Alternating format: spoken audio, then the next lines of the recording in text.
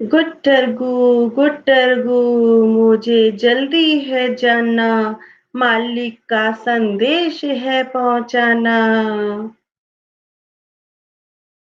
हा हा हा, छोड़ो छोड़ो, तुम सबसे पहले तो मैं ही पहुंच जाऊंगा। मैं तो हूं ही ऐसा, सब करते मुझ पर भरोसा। हा हा हा हा हा। हाँ हाँ, सही कहा तुमने। तुम सबसे तेज है रफ्तार, पल भर में ही पहुंचा दूंगा ये समाचार। क्या नहीं जानते तुम, बढ़ चुका है संचार।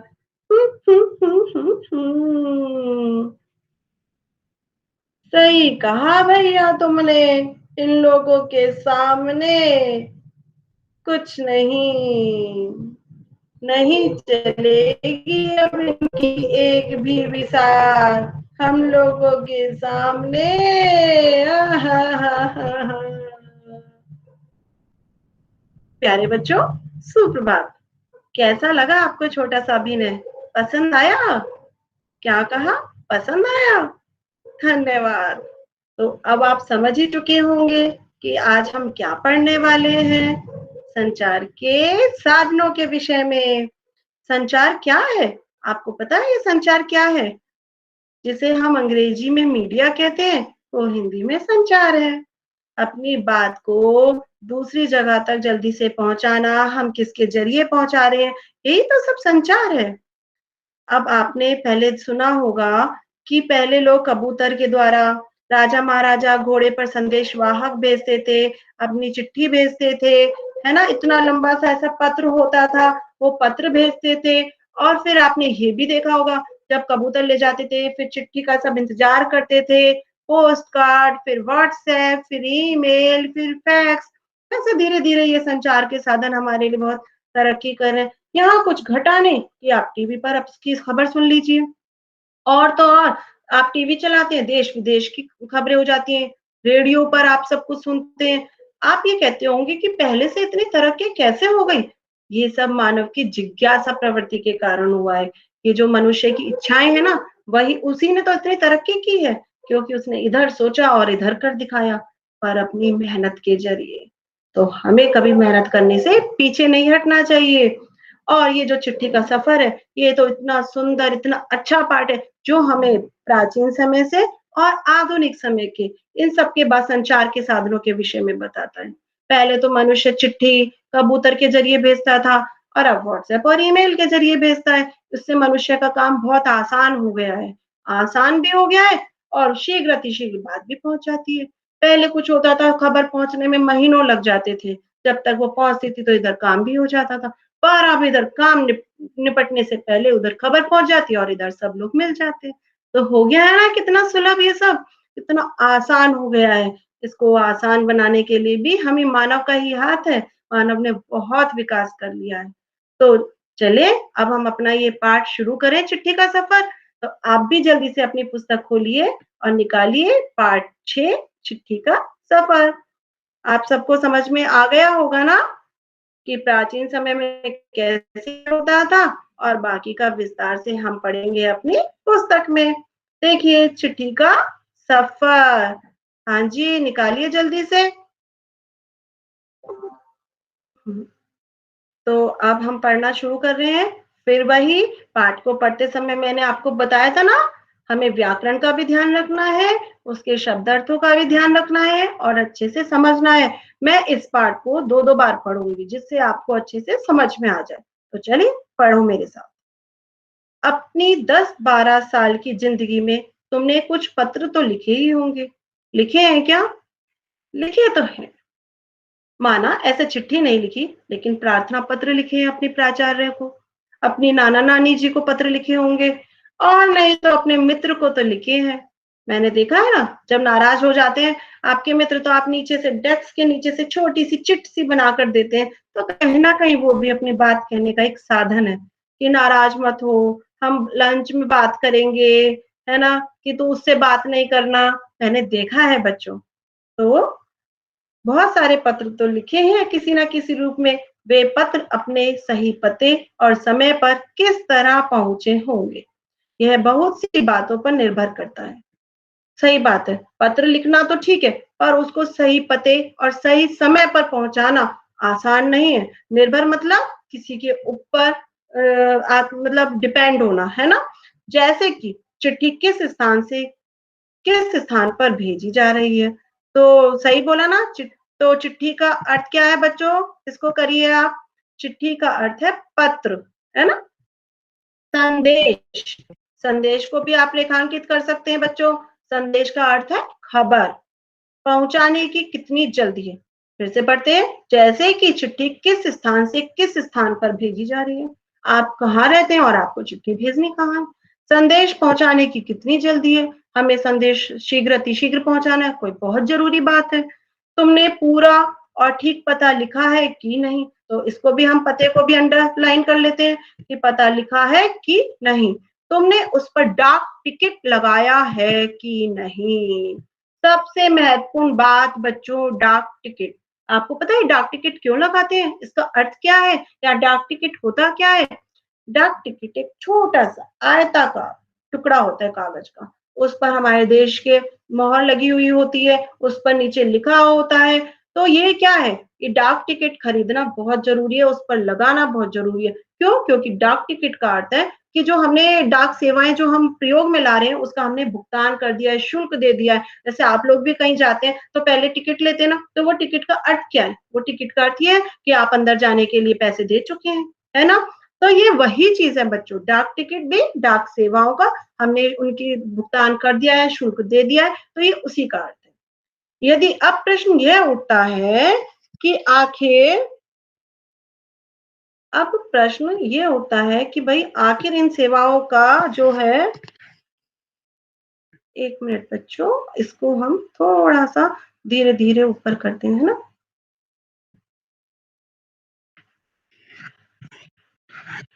हाँ, कि आखिर आपने चिट्ठी पर डाक टिकट लगाया ही क्यों जाए। अभी बताया ना मैंने चिट्ठी पर डाक टिकट क्यों लगाना चाहिए। तो चिट्ठी पर डाक टिकट लगाने का अर्थ ही यही है। पूरे और ठीक पते से क्या मतलब है? पूरे और ठीक पते, भाई ठीक पता नहीं होगा तो कहाँ की कहाँ हो जाएगा। कितनी बार ऐसा होता है ना, एक शहर में उसी जगह का एक दूसरे नाम है और दूसरी जगह पे जाओ उसी नाम से दूसरा है। तो अब बताइए कौन से शहर में जाना है। तो हमें पता भी ठीक से लिखना बहुत जरूरी है। और जरूरत पड़ने पर संदेश को जल्दी कैसे पहुंचाया जाए, तो वो भी हम करते हैं। जैसे कि आजकल कितने सारे तरह के बन गए हैं कि हमें हवाई जहाज से पहुंचाना है, कोई बहुत जरूरी चीज है। और नहीं तो ये हम लोग इसमें डालकर आते हैं जो हमारा पोस्ट ऑफिस होता है। पोस्ट ऑफिस को हिंदी में क्या कहते हैं बच्चों? बताइए, कभी आपने पढ़ा है? डाक पेटी, है ना? डाक पेटी में डालकर आते हैं। तो जैसे जैसे स्थान बदलने से चिट्ठी पर क्या असर पड़ता है। अगर हमने बदल दिया पता, स्थान बदल दिया, तो चिट्ठी कहाँ जाएगी? हर बात यही होती है कि हमें सही पता लिखना है, सही जगह का नाम लिखना है और जिस व्यक्ति को पहुंचाना है उसका नाम एकदम सही। और आप ये जो सरनेम लगाते हैं ना पीछे नाम के बाद उपनाम, वो भी अवश्य लगाना है, क्योंकि एक ही नाम के कई व्यक्ति भी होते हैं। तो हमें चिट्ठी पहुंचाने के लिए किन किन बातों का ध्यान रखना है और क्यों रखना है, ये दोनों ही हमें पता होनी चाहिए। तो यहाँ तक आपको समझ में आया? फिर से एक बार बता देती हूँ। आप चिट्ठी को रेखांकित कीजिए। चिट्ठी का अर्थ है पत्र। संदेश का अर्थ है खबर। डाक टिकट तो आप समझिएगा ये क्यों लगाना जरूरी है, क्योंकि वो उनकी सेवाओं का भुगतान होता है। फिर देखते हैं इन सवालों के जवाब के लिए जरा नीचे दिए गए लिफाफों को गौर से देखें। दोनों पतों को दी गई जगहों में लिखो। तो देखो बच्चों, अब उन्होंने एक उदाहरण भी दिया है पुस्तक वालों ने कि ये देखो, दो चिट्ठी दिख रही है आपको, इस पे लिखा है महात्मा गांधी जहां हो वहां। कोई पता नहीं, कोई कुछ नहीं, बस ये लिखती है महात्मा गांधी जी को जानिए और वो जहां पर भी हो वहां पहुंच जाए। और दूसरे इसमें पूरा लिखा है श्रीमान निर्देशक महोदय, राष्ट्रीय शैक्षिक अनुसंधान एवं प्रशिक्षण परिषद, अरविंद मार्ग, और अरविंद मार्ग नई दिल्ली, और पिन कोड लिखा है ना। तो इन्होंने पूरा पता लिखा है। अब उन्होंने तो ऐसा कर दिया, यहाँ महात्मा गांधी जहाँ वहां, भैया कौन है महात्मा गांधी, क्या है, कहाँ पर रहते हैं, कुछ नहीं लिखा और ये पूरा लिखा है। तो देखिए ऐसा क्यों किया है। ये दोनों पते किस तरह से भिन्न है, तो आप भिन्न को रेखांकित कीजिए, मतलब अलग है। गांधी जी को भेजे गए पत्र में पते की जगह पर लिखा है महात्मा गांधी, जहां हो वहां वर्धा, जबकि लिफाफे पर इमारत या संस्थान से लेकर शहर तक का नाम लिखा हुआ है। इमारत, इमारत का अर्थ क्या है बच्चों? भवन। और संस्थान का अर्थ क्या है? संस्था। तो आप ये जल्दी से लिखते जाइए, एक बार फिर से बता रही हूं। भिन्न का अर्थ है अलग, इमारत का अर्थ है भवन, संस्थान का अर्थ है संस्था, है ना? तो देखिए, गांधी जी को भेजे गए पते पर लिख दिया जहां हो वहां। तो क्यों भाई, ऐसा क्यों? और दूसरे पे पूरा पता लिखा है। तो पते में सबसे छोटी भौगोलिक इकाई से शुरू करके बड़ी की ओर बढ़े हैं। छोटी से बड़ी भौगोलिक इकाई का मतलब यह हुआ कि घर के नंबर के बाद गली मोहल्ले का नाम, फिर गांव और कस्बे, शहर के जिस जिस हिस्से में है उसका नाम, फिर गांव या शहर का नाम। कितनी महत्वपूर्ण बात है कि छोटी भौगोलिक इकाई से शुरू करके बड़ी। तो आप इसको भी रेखांकित कर सकते हैं। जैसे कि आपसे कोई पूछे कि कैसे पता लिखना है, उन्होंने क्या किया है, पहले अपने घर का नंबर लिखा है, फिर गांव या गली मोहल्ले का, फिर शहर का। इस तरह से आगे बढ़ते हुए हमने पूरा पता लिखा है। शहर के नाम के बाद लिखे अंक को पिन कोड कहते हैं। जो ये अंक लिखा है पिन कोड, अब पिन कोड किसे कहते हैं आइए जानते हैं। हर जगह को एक पिन कोड दिया गया है। यह सोचने लायक बात है कि आखिर पिन कोड की जरूरत क्या है। हमारे देश में अनेक ऐसे कस्बे, गांव, शहर हैं जिनके नाम एक जैसे। मैंने बताया था ना कि एक ही उसमें अलग अलग नाम के, इस शहर में इसी नाम का एक है, दूसरे शहर में भी उसी नाम का एक है। तो कहाँ कैसे जाना है, कैसे पता लगाए? तो देखो वही बात आ गई। आप इस बात को भी रेखांकित कर लीजिए बच्चों, क्योंकि जब हम एक बार दोहराएंगे ना, तब मैं आपसे पूछूंगी और आपको तुरंत ये रेखांकित किए शब्दों को देखकर बता देंगे। पते के बाद पिन कोड लिखने से गंतव्य स्थान का, गंतव्य को रेखांकित कीजिए बच्चों। गंतव्य का अर्थ है जहां पहुंचना हो। लिखिए जल्दी से, जहां पहुंचना हो। स्थान का पता लगाने में डाक छांटने वाले कर्मचारियों को मदद मिलती है और पत्र जल्दी बांटे जा सकते हैं। तो ये तो हुआ पिन कोड का अर्थ, कि पिन कोड क्या है और पिन कोड क्यों जरूरी है। तो पिन कोड क्यों जरूरी है?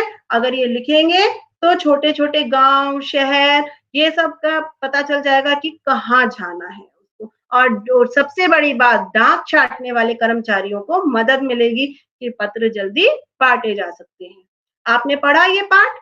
और अब इस पाठ के साथ साथ आज के लिए आपके लिए छोटा सा गृह कार्य है। आप मुझे बताएंगे कि इसमें संज्ञा, सर्वनाम, विशेषण क्या है? बता सकते हैं? उदाहरण के लिए मैं आपको जल्दी से एक एक बता देती हूँ, फिर आप छांट कर रखेंगे, हम कल की कक्षा में इस पर चर्चा करेंगे। तो जैसे गांधी जी नाम है तो संज्ञा है ना, और इमारत वो भी संज्ञा हुई, और बड़ी शुरू करके बताइए बड़ी क्या है? बड़ी है हमारा विशेषण, ठीक है। और ये क्या है? सर्वनाम। तो मैंने आपको उदाहरण के लिए बता दिया। अब आप यहाँ तक का पाठ एक बार घर पे अच्छे से पढ़ेंगे और मुझे बताएंगे कि आपको समझ में आया कि नहीं। कल हम फिर से एक बार पिन कोड पर बहुत अच्छे से चर्चा करके मैं आपको समझाऊंगी। और उसके बाद भी अगर आपके कोई प्रश्न होते हैं, आपको समझ में नहीं आता, तो आप उसे लिखकर मुझे भेज दीजिए, मैं दोबारा से आपको समझा दूंगी। तो बच्चों आज के लिए इतना ही। धन्यवाद। बाय।